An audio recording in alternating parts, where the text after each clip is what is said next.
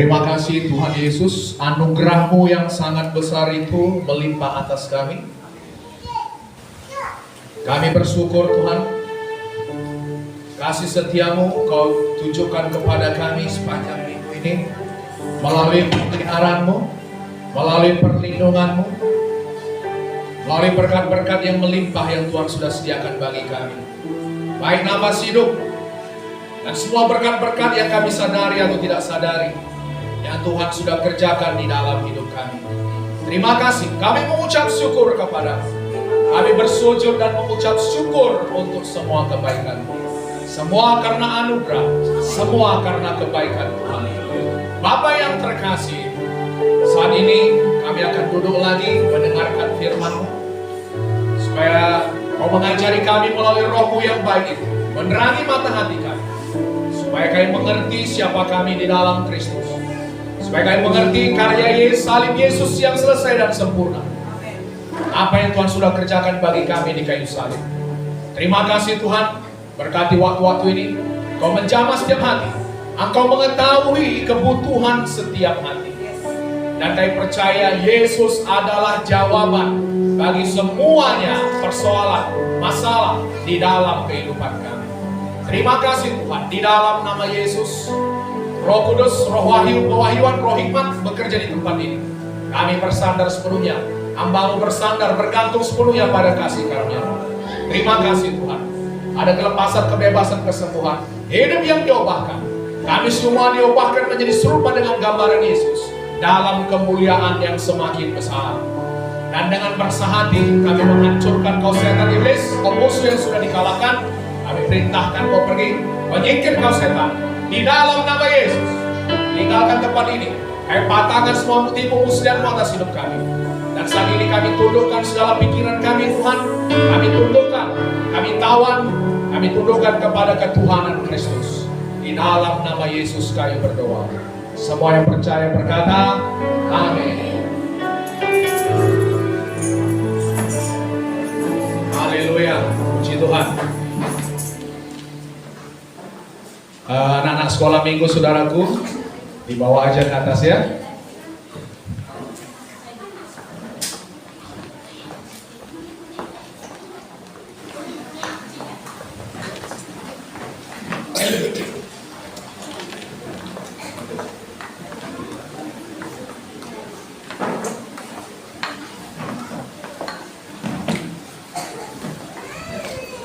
Ayo anak-anak sekolah minggu dibawa aja ke atas saudara,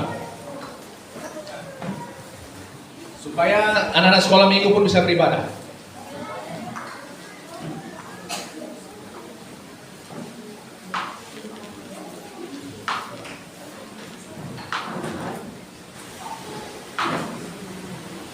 Oke? Sudah siap dengar firman Tuhan?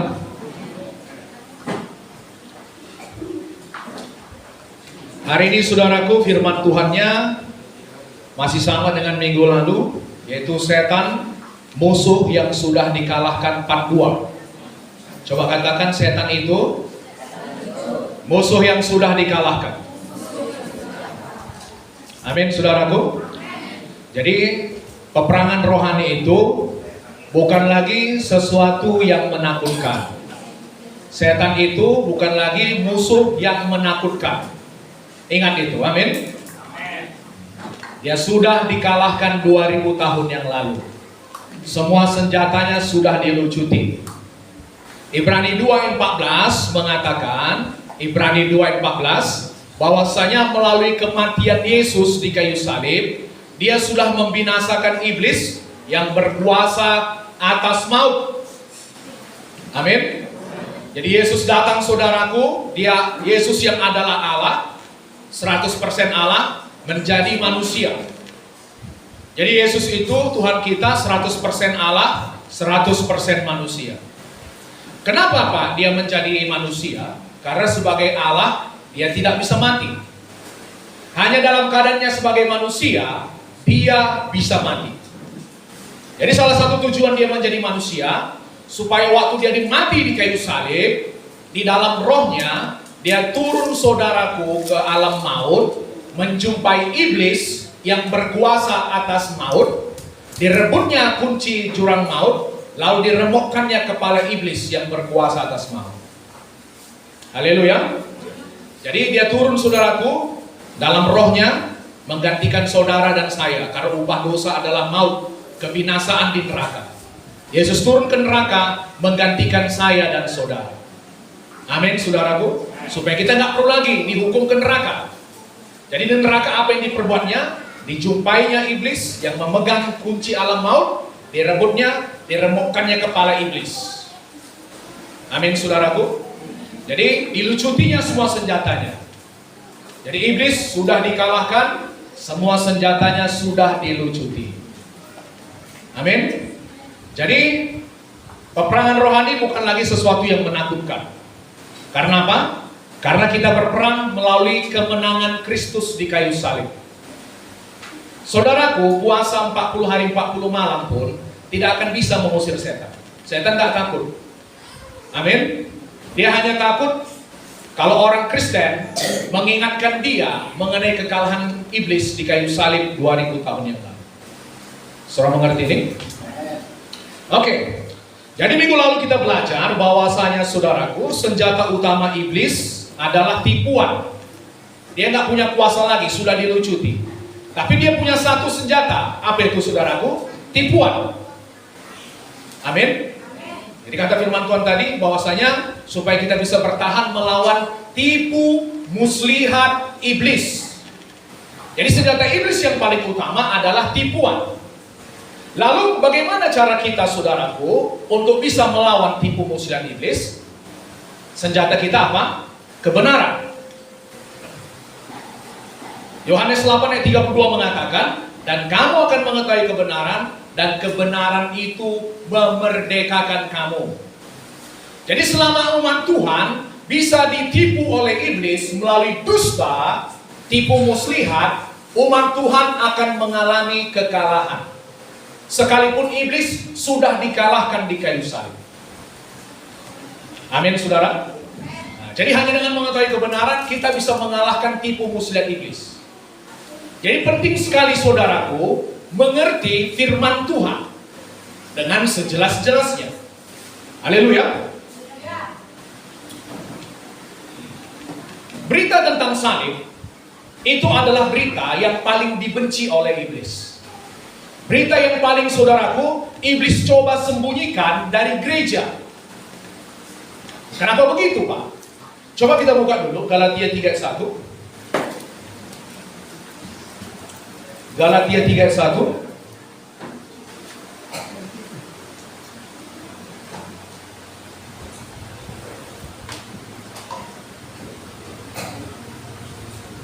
Dapat?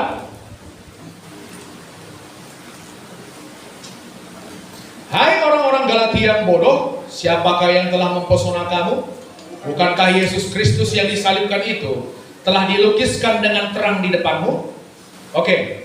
Ini saya baca, saudaraku, dari, kalau dalam terjemahan bahasa Inggris kira-kira begini artinya, amin. Ini saya baca dari terjemahan firman Allah yang hidup, diterjemahkan dari bahasa Inggris, ya. Hai orang-orang Galatia yang bodoh, tukang sihir manakah yang telah mempesona dan memperdaya saudara? Sebab dahulu saudara benar-benar memahami segala yang saya katakan tentang makna kematian Yesus Kristus. Jadi, saudaraku, tanda bahwasanya ada kuasa iblis yang sedang bekerja, sihir yang sedang bekerja di dalam gereja, apa itu? Mereka, apa namanya, saudaraku? Di gereja itu tidak diberitakan mengenai karya salib Yesus. Amin. Karena apa? Karena iblis, saudaraku, paling tidak suka di mana karya salib Yesus diberitakan. Saudara mengerti ini? Nah, jadi di gereja di mana karya salib Yesus tidak sepenuhnya diberitakan, berarti, saudaraku, di situ ada kuasa iblis yang sedang bekerja, mencoba mengaburkan arti dari salib Kristus kepada jemaat Tuhan. Kenapa, Pak? Iblis begitu mencoba menyembunyikan karya salib Yesus dari umat Tuhan? Yang pertama, saudara mau tahu? Oke. Satu-satunya dasar persediaan untuk umat tebusan Tuhan melalui karya penebusan Kristus, Tuhan sudah menyediakan segala sesuatu yang umat manusia perlukan. Amin, saudaraku. Melalui kematian, kebangkitan Kristus, melalui karya penebusannya, salib, Yesus sudah menyediakan segala sesuatu yang kita perlukan untuk berkemenangan di dalam hidup ini. Haleluya. Jadi tidak ada yang Yesus tidak sediakan melalui kematian dan kebangkitan, supaya anak-anak Tuhan hidup dan berkuasa. Satu-satunya sumber adalah salib Kristus. Amin, saudaraku. Jadi kalau umat Tuhan mengerti makna kematian Yesus, makna kebangkitannya, maka umat Tuhan menerima semua sumber daya, kuasa yang diperlukan untuk menang di dalam kehidupan. Itu meliputi apa, Pak? Berkat. Amin. Berkat kelimpahan. Saudaraku juga termasuk berkat apa? Kesembuhan tubuh. Bebas dari kutuk dosa. Semua Tuhan sudah sediakan melalui salib. Itu makanya saudaraku, iblis betul-betul mencoba supaya Injil Kristus, salib Kristus tidak diberitakan di dalam gereja. Amin. Yang kedua, kenapa iblis mencoba begitu menutupi karya salib Yesus? Karena di kayu salib iblis dikalahkan. Tadi Ibrani 2:14 mengatakan, waktu melalui kematian Yesus di kayu salib, iblis yang berkuasa atas maut dihancurkan. Haleluya, saudaraku. Jadi asal diberitakan mengenai salib, iblis diingatkan kembali mengenai kekalahannya 2000 tahun yang lalu. Itu membuat umat Tuhan, saudaraku, terbuka matanya lebar-lebar. Oh, rupanya iblis itu bukan apa-apa. Dia musuh yang sudah dikalahkan, nol besar. Senjatanya cuma tipu muslihat. Nggak perlu lagi kita takut. Ditelanjangi semua kebodohannya, tipuannya, amin. Ditunjukkan bahwa dia bukan apa-apa. Semua senjatanya sudah dilucuti. Saudara mengerti ini, saudara? Oke, yang ketiga, melalui salib. Salib adalah satu-satunya kuasa kita untuk mengalahkan dosa. Amin. Karena saudaraku, waktu kita mati bersama dengan Kristus, dikuburkan melalui baptisan, di situ manusia lama kita yang berkuasa atas dosa, manusia lama kita yang tunduk pada dosa, di situ mati, dikuburkan bersama dengan kematian Kristus. Haleluya, saudaraku. Jadi melalui salib Kristus, manusia lama kita dikuburkan bersama dengan Kristus. Lalu waktu Yesus dibangkitkan, kita juga turut dibangkitkan oleh kuasa Allah dalam satu hidup yang baru. Amin. Sekarang saudaraku, melalui karya salib Yesus, kita menjadi manusia baru. Bukan lagi hamba dosa, tapi hamba kebenaran. Kita tidak lagi tunduk pada dosa. Kuasa dosa dihancurkan dari dalam hidup kita. Haleluya, saudaraku. Jadi tidak ada lagi alasan bagi kita, saudaraku, umat Tuhan, tunduk kepada dosa. Aduh, macam mana lah, Pak? Gak bisa aku lepas dari kebiasaan ini. Ini begitu mengikat saya begitu terpikat. Tidak, saudaraku.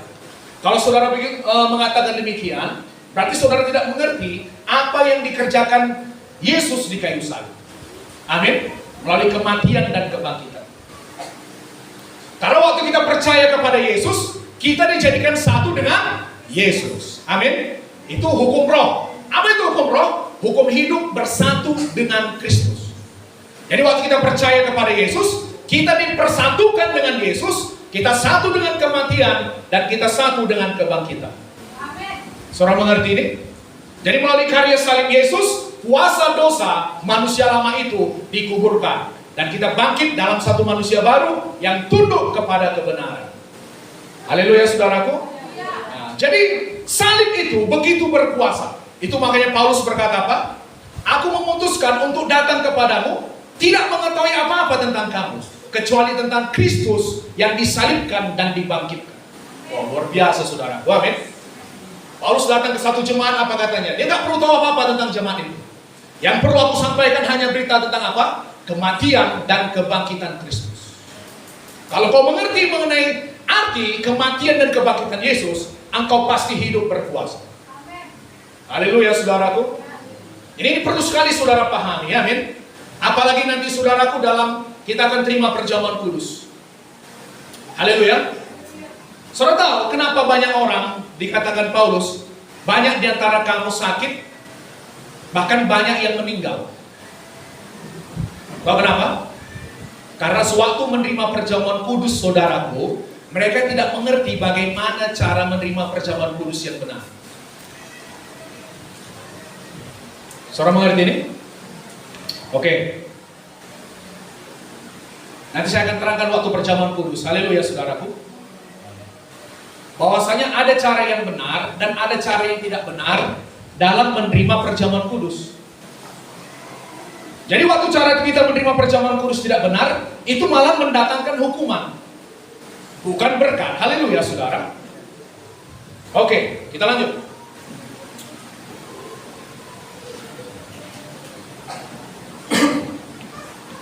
Jadi saudaraku, kita sudah belajar bahwasanya senjata utama iblis adalah tipuan. Amin. Coba kita buka dari Kolose pasal 2. Kolose pasal 2 dari ayat 13 sampai 15. Ini kami bahas semalam saudaraku di ibadah muda-mudi. Kalau saudara mengerti ini, perhatikan ya. Kalau saudara betul-betul mengerti mengenai firman Tuhan ini, saudara akan benar-benar diperdekakan. Saudara benar-benar akan hidup dan berkuasa. Haleluya saudara. Perhatikan, dengar, lihat. Firman Tuhan bilang begini, taruh firmanku di dalam hatimu. Jangan itu menjauh dari matamu. Arahkan telingamu pada firmanku. Amin. Itu yang menjadi kesembuhan bagi seluruh tubuh. Kolose 2:13. Dahulu saudara mati dalam dosa. Oh maaf ya, itu firman yang hidup. Kamu juga meskipun dahulu mati oleh pelanggaranmu dan oleh karena tidak disunat secara lahiriah, telah dihidupkan Allah bersama-sama dengan Dia sesudah Ia mengampuni segala pelanggaran kita. Amin. Jadi saudaraku, waktu kita berdosa dulu, kita mati secara rohani.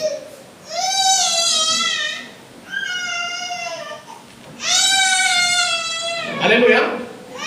Jadi waktu kita saudaraku dulu masih berdosa, belum mengalami penebusan Kristus, kita dahulu mati secara rohani. Tapi sekarang saudaraku, setelah kita percaya pada Yesus, kita dibangkitkan bersama dengan Kristus. Haleluya. Telah dihidupkan Allah bersama-sama dengan Dia. Kita sudah dihidupkan Allah bersama-sama dengan Kristus. Bagaimana Allah menghidupkan kita bersama dengan Kristus? Sesudah Ia mengampuni segala pelanggaran kita. Amin. Bagaimana dosa kita diampuni? Seperempat, setengah, atau semuanya? Semua pelanggaran kita. Ingat ini, coba saudara garis bawahi nanti, ada perkataan sesudah Ia mengampuni segala. Segala ini garis lingkari, garis bawahi, stabilo. Segala pelanggaran kita. Amin saudaraku. Apa artinya Yesus mengampuni segala pelanggaran kita? Artinya semua dosa masa lalu, dosa sekarang, dan dosa yang akan datang itu sudah diampuni satu kali untuk selamanya. Haleluya saudaraku. Ingat ya, bagaimana darah Yesus mengampuni dosa kita? Satu kali untuk selamanya. Dosa masa lalu, sekarang, dan yang akan datang. Satu kali untuk selamanya. Itu makanya Yesus hanya mati satu kali. Beda dengan korban binatang. Korban binatang itu harus dipersembahkan setiap tahun. Karena apa saudara? Karena tidak mungkin darah domba jantan atau darah lembu jantan bisa menghapus dosa. Amin. Tapi darah Yesus, Dia hanya dikorbankan satu kali. Lalu korbannya itu cukup. Kuasa darahnya cukup untuk mengampuni semua dosa umat manusia. Tidak seperti korban binatang saudaraku, harus diulang-ulang dipersembahkan. Amin.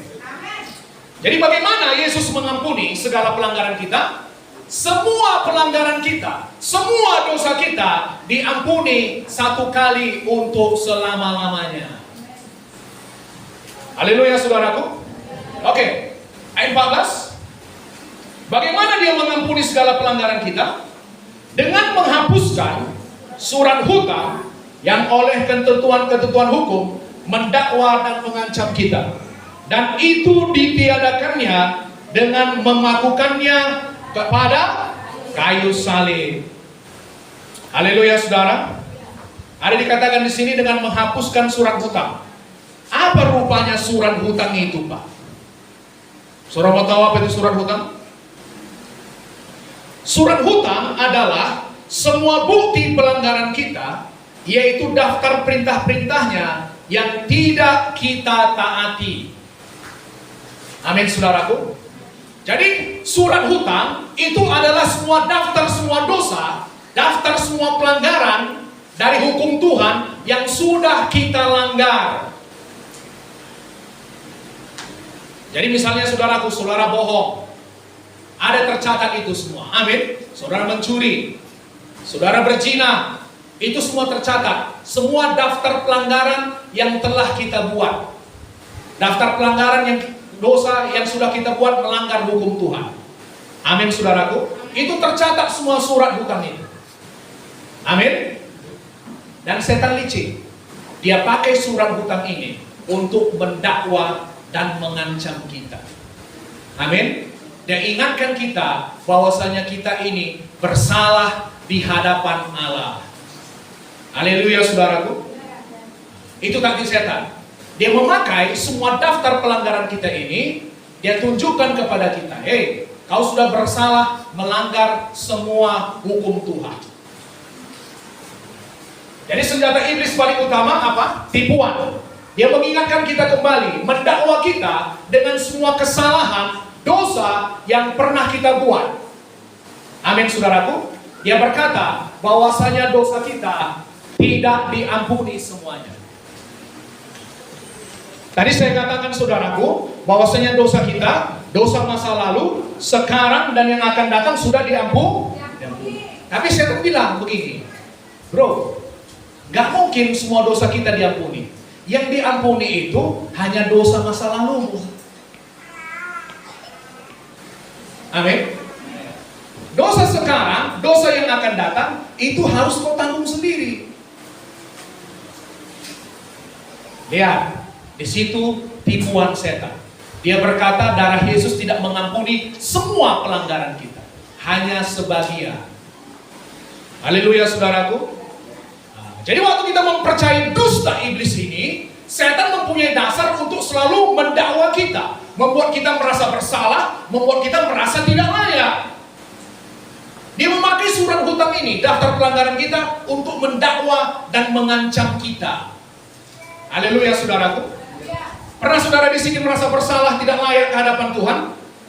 Pernah, amin. Itu surat hutang yang dipakai setan untuk mendakwa saudara. Kau lihatlah macam mana kau anak Tuhan, gayamu ini. Baru kemarin kau janji ikut Tuhan sungguh-sungguh. Sekarang, kau lihat kau buat lagi. Kau berjanji-janji terus, tapi terus kau ulangi. Macam mana kau bilang kau anak Tuhan seperti itu? Amin. Dipakainya itu sebagai senjata untuk mendakwa, mengancam kita. Oke, saya kasih ilustrasi biar saudara mengerti. Misalnya saudaraku, ada seorang berhutang kepada seorang meminjam uang, lintah darat lah kita bilang, Linda, amin, sebesar 100 juta rupiah. Jadi saudaraku, suatu hari Linda ini datang. Misalnya yang berhutang ini si Kelvin. Saudara kenal si Kelvin? Coba diri dulu Kelvin. Diri dulu. Nah. Tunjukkan dirimu, mana tahu ada yang suka sama kamu. Gagah perkasa loh. Orang Kupang. Haleluya saudara.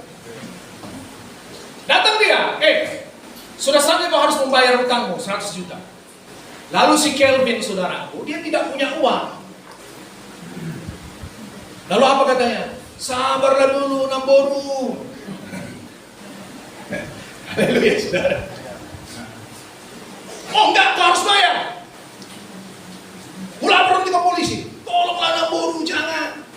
Lalu saudaraku, si Kelvin ini bersimpuh di kaki Linda tadi. Kita darat tadi, amin. Dicium-cium dia kakinya, tolonglah nak guru, tolong. Oke, mau kasih kau kesempatan sekali lagi. Nanti kalau kau datang, kau harus sudah siapkan sama bunga-bunganya sekalian. Bunganya 35%. Haleluya saudara. Mencekik leher, mencekik hati, mencekik segalanya, amin. Saya tanya saudara, kali berikutnya si Kelvin itu belum ada duitnya, tak sanggup dia bayar. Kira-kira dia kalau mau ketemu sama si Linda tadi, bagaimana keadaan? Bagaimana reaksi si Kelvin? Hah? Namun, amin saudara. Kalau bisa masuk rumah orang sembunyi, amin saudara. Ada orang korek parit, dia pura-pura ikut korek parit di situ. Supaya dia terhindar dari Linda tadi. Ketakutan. Kenapa? Karena ada surat hutang, amin, yang begitu mengancam, yang begitu mendakwa, membuat dia ketakutan. Membuat dia tidak berani berdiri di hadapan Linda tadi.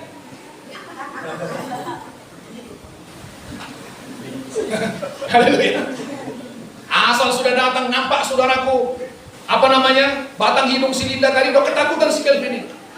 Hilang semua gairah hidupnya, nafsu makannya pun hilang semua. Haleluya saudara. Lemas melanda seluruh tubuhnya, ketakutan. Lalu ada suatu hari, rupanya si Kelvin ini ada kawan baiknya, seorang konglomerat saudaraku. Didengarnya Kelvin ini punya utang dengan Linda tadi, didatanginya. Amburu, berapa rupanya utang si Kelvin? 100 juta lebih ini. Udah hampir 200 juta, ada berapa kali tagihan tak dibayar-bayarnya? Ngeri kali ya saudaraku ya, dari 100 juta bisa hampir 200 juta. Oke lah, sekarang apa kata siapa ini? Kubayar semua utangnya lunas. Amin. Hampir 200 juta. Kubayar 300 juta. Kata sahabat si Kelvin. Lalu saudaraku, sudah lunas hutangnya, diambillah, diserahkan surat utang tadi. Mana surat utang kawanku tadi? Lalu saudaraku, dirobek-robeklah surat hutang tadi. Sam. Amin. Sudah lunas ke hutangnya? Hah? Surat hutangnya sudah gak ada lagi, amin. Lalu rupanya saudaraku, kawannya ini tadi punya kesibukan yang luar biasa. Begitu dia bayar hutang si Kelvin tadi, dia langsung berangkat ke New York. Amin. Dia tinggal di Payakumbuh. Begitu dibayarin langsung ke New York. Besok pulang lagi ke Miski. Haleluya saudara. Lupa dia memberitahu bahwasanya hutang si Kelvin ini sudah dibayar lunas. Lalu saudaraku, waktu si Kelvin ini jumpa sama Linda tadi, apa kira-kira yang terjadi? Apakah dia masih ketakutan? Masih. Hah? Masih. Tapi hutangnya sudah dibayar lunas. Kenapa? Karena dia tidak tahu. Amin. Begitulah saudaraku, banyak kita yang ketakutan berdiri di hadapan Tuhan. Karena kita pikir hutang dosa kita masih banyak. Amin. Padahal Yesus sudah membayar lunas semua harga dosa kita. Bagaimana dia membayar lunas semua harga dosa kita, hutang dosa kita? Dengan naik ke kayu salib, digantung menggantikan kita. Amin. Korban Yesus di kayu salib membayar lebih daripada semua hutang dosa kita. Lalu suatu hari si Kelvin tahu bahwa semua hutang dosanya, hutang uang yang ini sudah dibayar lunas, saudara. Apa yang diperbuat Kelvin? Ketakutan dia jumpa si Linda tadi? Ya. Malah dia yang berlari menemui si Linda. Amin. Mana komisi? Nah, gara-gara aku kok makin kaya katanya. Dia tidak lagi ketakutan, tapi menjadi berani. Amin, saudara. Jadi kalau misalnya iblis mengatakan, kau masih bersalah melanggar hukum Tuhan, katakan kepada iblis, tarik kerah bajunya, amin. Tampar dia 2 kali, pang, hilang. Katakan, ada tertulis Kolose 2:13 bahwa Yesus sudah mengampuni segala dosa dan pelanggaran dengan menghapuskan semua surat hutang yang begitu mengancam mendakwaku. Amin, saudaraku. Amin. Dia sudah membayar lunas semua harganya dan memakukannya ke kayu salib dan menulis harga lunas. Haleluya.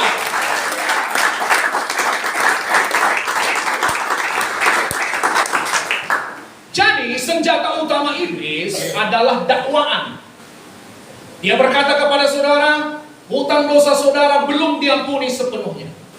Ketika saudara bersalah, maka saudara harus menanggung hukuman akibat dosa saudara. Ketika saudara berdosa, dia berkata, Allah sudah meninggalkan saudara. Amin, saudaraku. Seolah-olah Yesus belum melakukan apa-apa di kayu salib. Amin. Tapi ini saya katakan bukan kepada orang yang ingin hidup di dalam dosa. Haleluya, saudaraku. Itu beda. Ini saya katakan kepada saudara anak-anak Tuhan yang tulus hati mengikut Tuhan, yang kadang-kadang bisa selip. Saudara mengerti? Kadang-kadang kita bisa jatuh dalam dosa.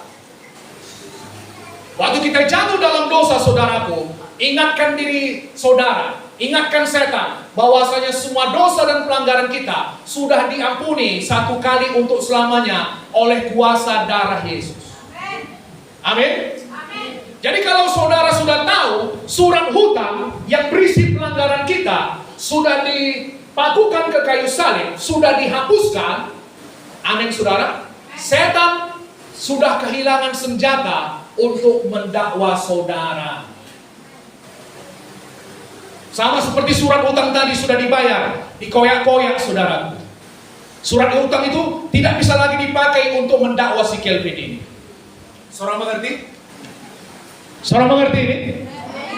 Jadi lihat di kayu salib, semua dosa dan pelanggaran saudara, semua itu sudah diampuni, sudah dibayar lunas. Dan setan tidak bisa lagi memakai itu untuk mendakwa saudara. Amin. Coba saya bacakan saudaraku dari firman Allah yang hidup. Ayat 14 ya, saya baca. Ia mencoret semua bukti pelanggaran saudara. Ia mencoret. Sama seperti surat hutang itu sudah lunas dibayar, dicoret. Amin. Ia mencoret semua bukti pelanggaran saudara, yaitu daftar perintah-perintahnya yang tidak saudara taati. Ia mengambil daftar dosa itu dan memusnahkannya dan memakukannya pada salib Kristus. Amin. Ya. Dengan demikian, kuasa iblis untuk mendakwa saudara atas dosa telah ditiadakan. Iblis gak bisa lagi memakai daftar pelanggaran saudara untuk mendakwa saudara. Senjatanya sudah tidak ada lagi. Mengerti saudara? Itu makanya saya katakan tadi, kalau setan mengatakan kepada saudara, diingat-ingatkannya dosa saudara, pelanggaran saudara, apa yang saudara buat? Halo? Apa yang saudara buat? Tarik kerah bajunya tadi, kan saya bilang saudara. Tampar dia 2 kali. Atau 3 kali lah. Pat. Amin. Bilang, hei, semua pelanggaran saya Tuhan sudah hapus di kayu salib. Tidak ada lagi surat hutang. Tidak lagi daftar dosa yang bisa kau pakai untuk mendakwa saya. Haleluya. Luar biasa enggak saudara? Saudara bebas dari dakwaan, saudara bebas dari rasa bersalah untuk selama-lamanya. Karena satu pekerjaan yang selesai dan sempurna di kayu salib. Amen. Yesus Kristus sudah membayar lunas semua segala hutang dosa saudara. Amin. Oh, luar biasa ini saudara. Ini kebenaran yang begitu memerdekakan. Haleluya saudaraku. Itu makanya misalnya kalau kadang saya terselip, saudaraku, misalnya marah, saya sadar bahwasanya semua dosa saya, semua pelanggaran saya, Tuhan sudah hapus melalui satu pengorbanan yang sempurna. Amin.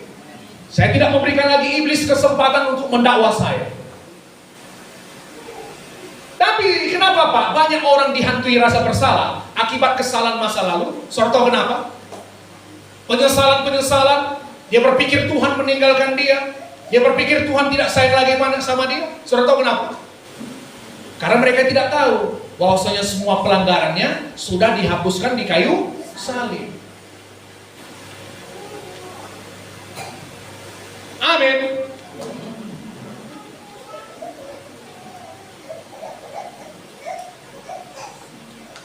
Misalnya suami saudaraku, saudara marah sama istri saudara, amin. Kadang saudara temaki saudara pula. Kok istri bodoh kali? Tip, amin. Atau istri kadang memaki suami, ada juga istri yang galak, amin saudara.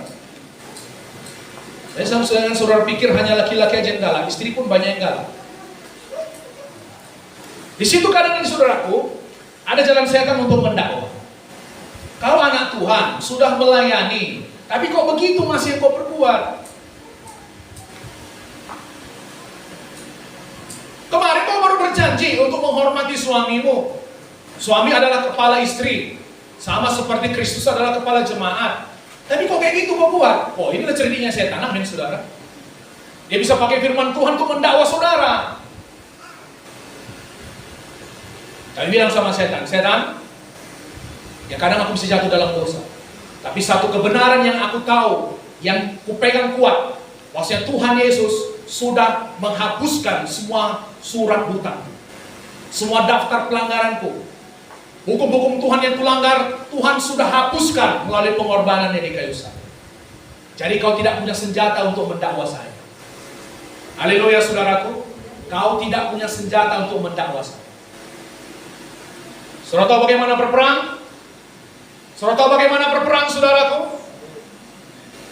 Kalau setan mendakwa saudara, membuat saudara merasa bersalah, amin. Oke, coba kita buka. Dari Ibrani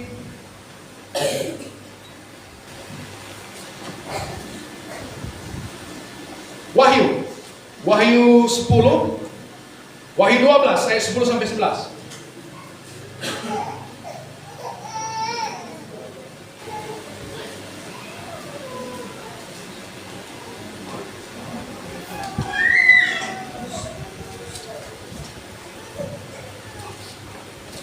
Masih bersemangat?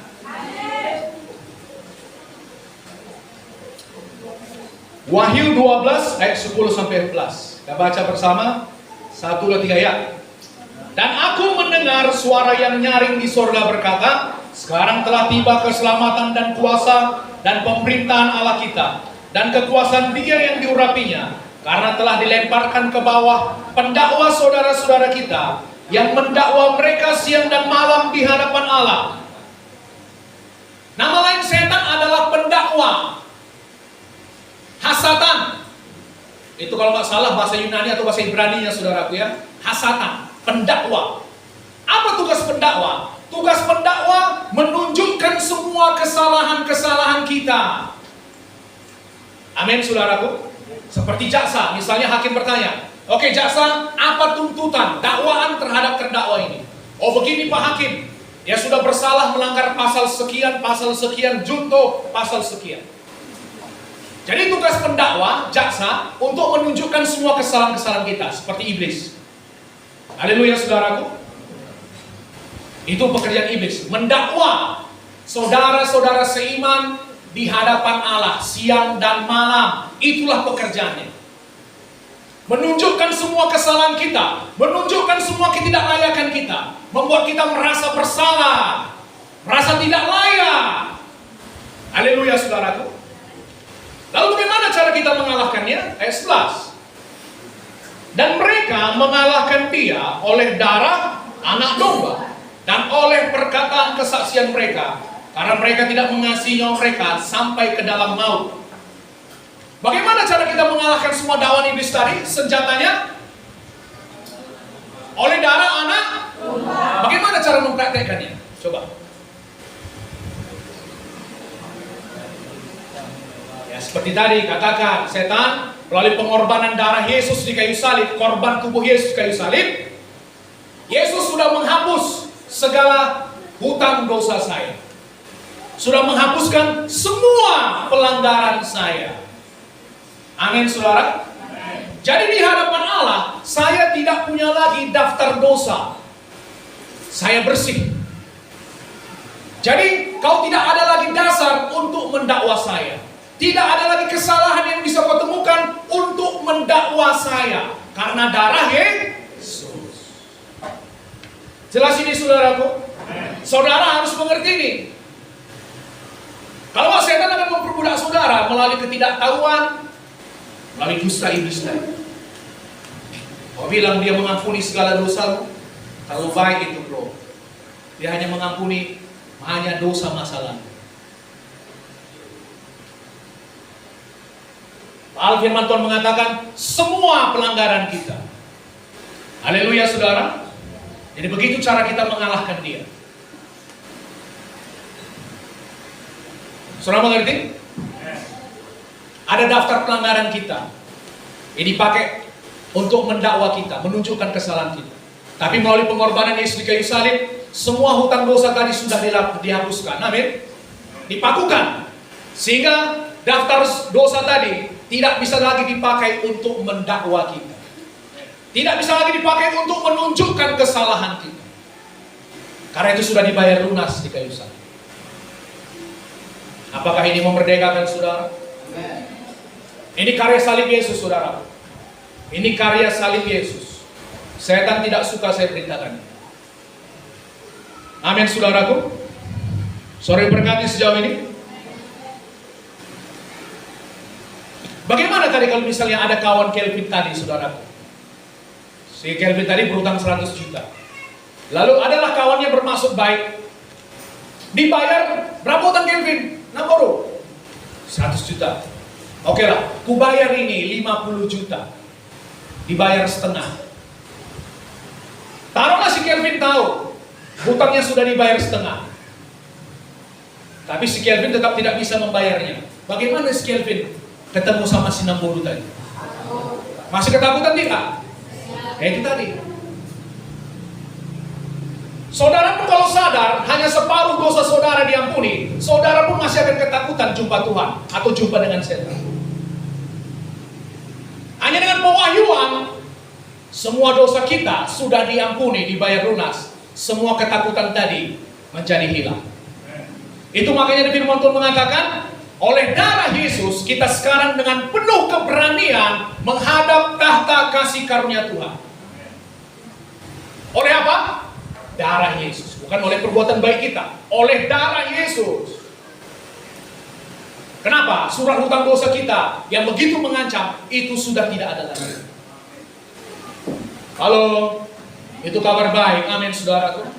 Bukan hanya separuh, bukan hanya seperempat, bukan 3/4 dosa saudara diampuni, seluruhnya.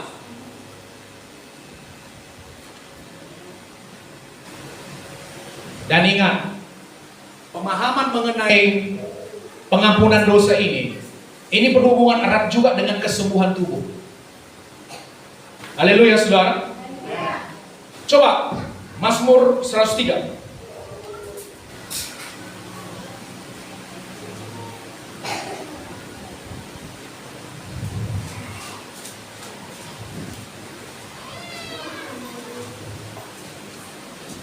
Dari 2 sampai 3.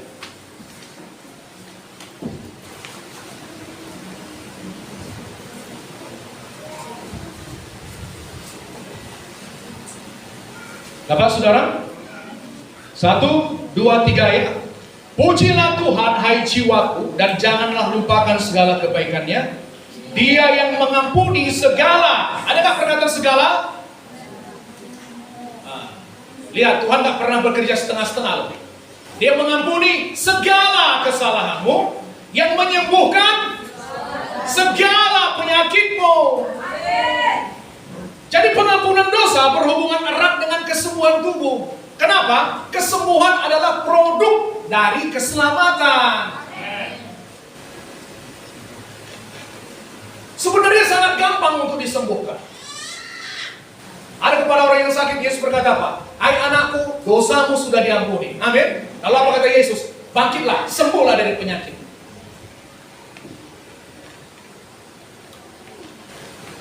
Sebenarnya sangat gampang untuk disembuhkan. Haleluya saudara. Dia mengampuni segala kesalahanmu, yang menyembuhkan segala penyakitmu. Segala artinya segala. Bukan segala simap tupang, amin. Segala, seluruh, segala penyakitmu. Gak ada lagi penyakit di tubuh kita. Mau penyakit tulang, mau penyakit sinus, penyakit apa lagi saudara? Amin. Amin. Asam lambung, stres, depresi, gak ada. Segala penyakitmu. Hidupkan itu dalam hati saudara. Amin. Ayat 4. Dia yang menebus hidupmu dari lubang kubur, yang memahkotai engkau dengan kasih setia dan rahmat. Udah tinggal mau dimasukkan ke lubang kubur saudaraku. Udah ditaruh di dalam, amin. Ditebus dari kematian. Lihat, saudara yang disembuhkan dari sakit penyakit, ada alasan Tuhan menyembuhkan saudara. Jangan main-main saudara. Bukan supaya saudara bisa hidup bebas, suka-suka hati muaskan dosa saudara, kedagingan saudara. Enggak. Amin. Apalagi saudara yang mau mati. Suatu hari ibu mertua Petrus sakit, lalu Yesus datang, disembuhkannya. Lalu kemudian apa? Perempuan itu melayani Yesus dan murid-muridnya. Saudara sembuh untuk apa? Supaya saudara bisa hidup untuk diri saudara? Supaya saudara bisa memuaskan kedagingan saudara, balik lagi sama dosa? Gak peduli lagi sama Tuhan? Oh, udah puas, udah sembuh. Ya, ada tujuan Tuhan dalam hidup kita. Dan Tuhan akan nanti tanya sama saudara. Amin saudara. Saudara mengerti ini? Amin. Oke. Tadi daftar pelanggaran dosa kita, surat hutang dosa kita tadi, karena kita melanggar hukum Tuhan. Amin. Haleluya. Sekarang hukum Tuhan yang mana yang kita langgar? Hukum Taurat. Haleluya saudaraku. Inilah liciknya setan. Perhatikan ya. Dia tahu kita tidak akan bisa mematuhi hukum Taurat dengan sempurna. Amin. Karena apa? Kelemahan daging. Tapi dia memakai hukum Taurat yang sempurna untuk menghakimi kita yang tidak sempurna. Dia tahu kita pasti melanggar hukum Taurat. Lalu setelah kita langgar, apa katanya? Menurut hukum Tuhan, kau sudah bersalah. Menurut ini, kau sudah bersalah. Itulah liciknya setan tadi, amin. Dia tahu kita nggak bakalan mampu melakukan hukum Taurat dengan sempurna. Lalu dia pakai hukum Taurat untuk mendakwa kita. Saudara mengerti ini? Oke, lalu pertanyaannya, sekarang bagaimana hubungan orang percaya dengan hukum Taurat yang selama ini dipakai iblis untuk mendakwa kita? Sekarang bagaimana saudaraku hubungan hukum Taurat dengan orang percaya di dalam Kristus?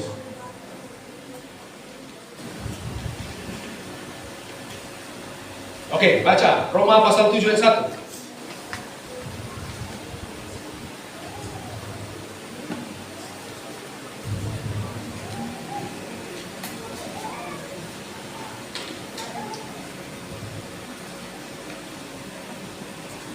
Dapat? Roma 7 ayat 1 sampai 4. 1, 2, 3 ya. Apakah kamu tidak tahu saudara-saudara, sebab aku berbicara kepada mereka yang mengetahui hukum, bahwa hukum berkuasa atas seseorang selama orang itu hidup. Perhatikan ya. Hukum apapun itu hanya berkuasa kepada seseorang selama orang itu hidup. Amin. Oke, saya tanya saudara. Misalnya saya ini saudaraku merampok bank. Amin. Lalu saya bunuh orang. Terus apa lagi? Banyak kejahatan saya. Lalu saya cari-cari polisi. Tapi kemudian saudaraku, saya meninggal. Misalnya, saya mati. Setelah saya mati, apakah hukum masih berlaku sama saya? Ya. Kenapa? Karena sudah meninggoy. Sudah mati, meninggal. Amin, saudaraku. Jadi hukum itu hanya berlaku selama seseorang masih hidup. Kalau orang itu sudah mati, hukum apapun itu tidak berlaku lagi kepada orang itu. Sudah batal lebih hukum, batal dengan sendirinya. Amin, saudara. Kenapa? Ya mau siapa mau dihakimi, siapa yang mau dihukum? Kalau udah mati. Mengerti ini? Oke. Ayat 2. Dikasih contoh ilustrasi mengenai hubungan suami istri. Sebab seorang istri terikat oleh hukum kepada suaminya selama suaminya itu hidup. Akan tetapi apabila suaminya itu mati, bebaslah dari hukum yang mengikatnya kepada suaminya itu. Jadi selama suaminya hidup, ia dianggap berzina kalau ia menjadi istri laki-laki lain. Tetapi jika suaminya telah mati, ia bebas dari hukum sehingga ia bukanlah berzina kalau ia menjadi istri laki-laki lain. Saudara mengerti maksudnya ini? Ada suami istri ya, amin saudaraku. Selama si suami masih hidup, si perempuan ini secara hukum terikat dengan suaminya. Jadi saudaraku, dia nggak bisa lagi menikah dengan laki-laki lain. Kalau dia menikah dengan laki-laki lain, dia dianggap berzina. Saudara mengerti ini? Tapi kalau suaminya mati, meninggal, si perempuan ini kawin lagi, itu sudah tidak bermasalah secara hukum. Saudara mengerti? Selama suaminya hidup, dia terikat dalam hukum perkawinan. Tapi begitu suaminya mati, dia saudaraku bisa menikah dengan laki-laki lain. Saudara mengerti ini? Oke, lalu apa hubungannya Pak dengan hukum Taurat? Ayat 4. Sebab itu saudara-saudaraku, kamu juga telah mati bagi hukum Taurat oleh tubuh Kristus, supaya kamu menjadi milik orang lain, yaitu milik Dia yang telah dibangkitkan dari antara orang mati, agar kita berbuah bagi Allah. Amin. Dulu, saudaraku, perhatikan ya, kita ini dianggap menikah dengan hukum Taurat. Hukum Taurat itu adalah suami kita. Amin. Dan misalnya ini kita semua dibayangkan saudaraku adalah perempuan. Amin. Lalu dulu saudaraku kita menikah dengan suami yang namanya hukum Taurat. Saudara mengerti? Kita terikat dengan hukum Taurat. Hukum Taurat itu saudaraku mengikat kita. Tapi kemudian apa kata firman Tuhan? Kita telah mati terhadap hukum Taurat oleh tubuh Kristus. Lihat ya, waktu kita percaya Yesus, kita bersatu dengan Kristus, kita disalibkan dengan Kristus, kita mati dengan Kristus, dan kita dibangkitkan dengan Kristus. Jadi dalam pandangan Allah, kita satu dengan Kristus, kita sudah mati bersama dengan Kristus. Amin. Waktu kita mati, otomatis hukum Taurat yang mengikat kita sudah tidak berkuasa lagi atas kita. Saudara mengerti ini? Kita sudah mati. Macam saya bilang tadi, hukum apapun yang kita langgar, kalau kita sudah mati, itu tidak bisa lagi mengikat kita. Amin. Dulu suami kita adalah hukum Taurat. Tapi saudaraku, karena kita mati bersama dengan Kristus, hukum Taurat itu tidak lagi menguasai kita. Tidak berkuasa lagi atas kita. Dan kemudian kita dibangkitkan menjadi manusia baru, kita menikah lagi dengan suami kita yang kedua. Siapa itu? Yesus Kristus.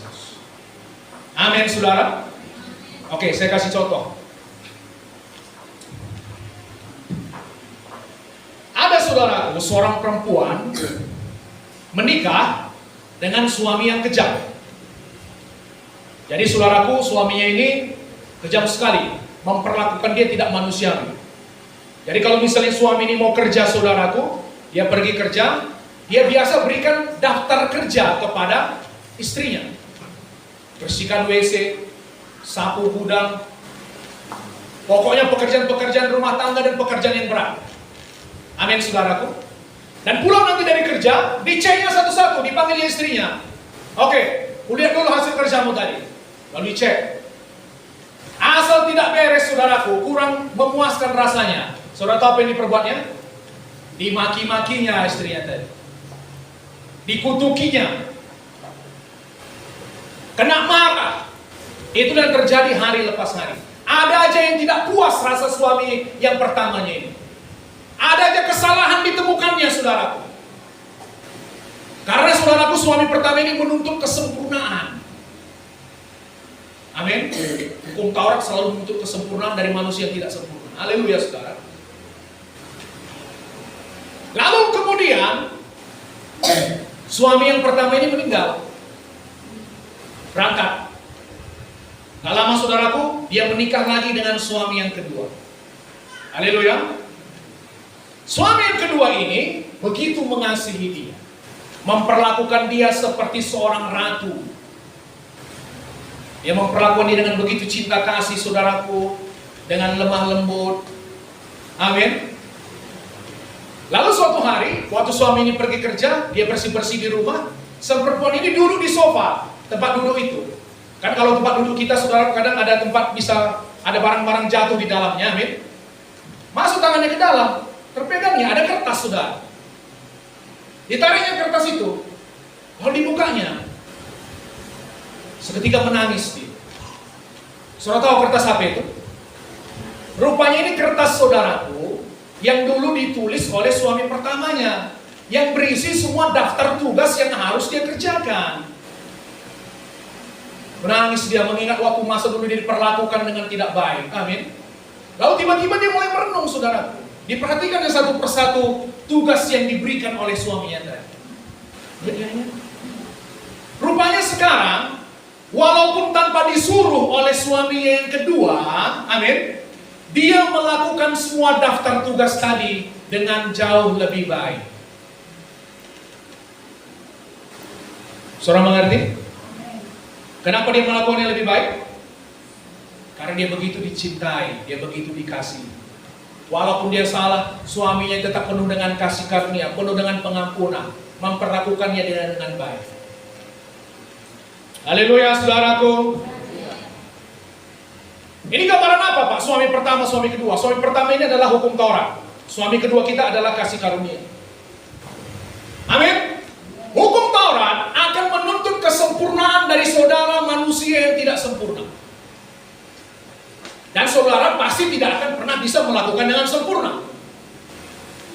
Waktu saudara gagal mematuhi hukum Tuhan dengan sempurna, apa yang jadi? Hukum Taurat datang untuk mengutuki saudara, memarahi saudara. Karena firman Tuhan mengatakan, terkutuklah orang yang tidak setia melakukan segala sesuatu yang tertulis dalam kitab hukum Taurat. Dan di mana ada hukum Taurat, di situ murka Allah ada. Ada kemarahan, kebencian, selalu kesalahan yang dicari. Amin. Macam mana lah, saudaraku, manusia yang tidak sempurna melakukan hal yang sempurna? Tidak akan mungkin. Haleluya. Tapi puji Tuhan, setelah kita percaya kepada Yesus, kita mati bersama dengan Yesus. Amin, saudaraku.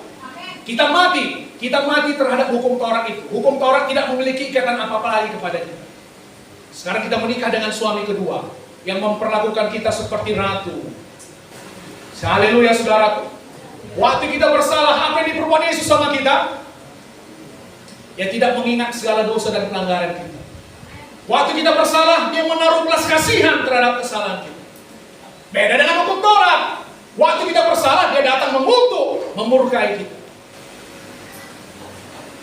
Amin. Maka dalam kitab Ibrani dikatakan, dia menaruh belas kasihan terhadap kesalahan kita dan tidak lagi mengingat dosa-dosa dan kesalahan. Haleluya, saudara.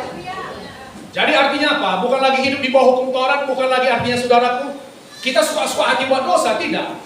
Justru karena didasari oleh kasih Kristus yang dalam pada kita, kita sungguh-sungguh ingin mematuhi Tuhan.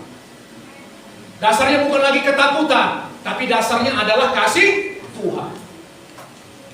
Haleluya, saudaraku. Mengerti saudara ini?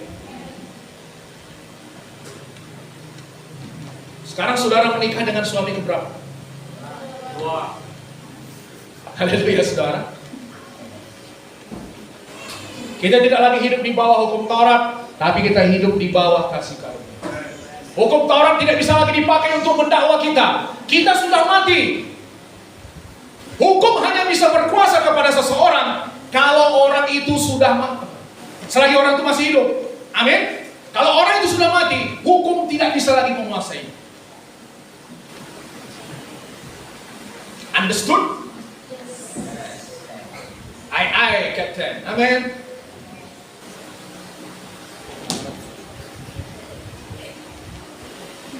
Saya pernah dengar ada pemutihan, saudaraku. Ini kalau saya ini salah, saudara maafkan saya.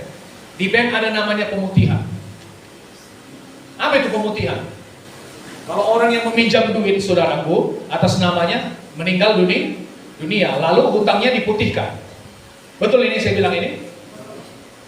Ada dulu saudara saya, dia minjem duit, tapi pakai nama orang lain. Saya nggak tahu berapa ratus juta, saudara. Jadi diadakanlah biasa dari bank, periksa saudaraku, lalu disetujuilah pinjamannya. Meminjam pakai nama orang itu, tapi yang minjam saudara saya ini. Gak lama saudaraku meninggal yang atas namanya tadi dipakai untuk meminjam tadi. Otomatis apa? Lunas, diputihkan.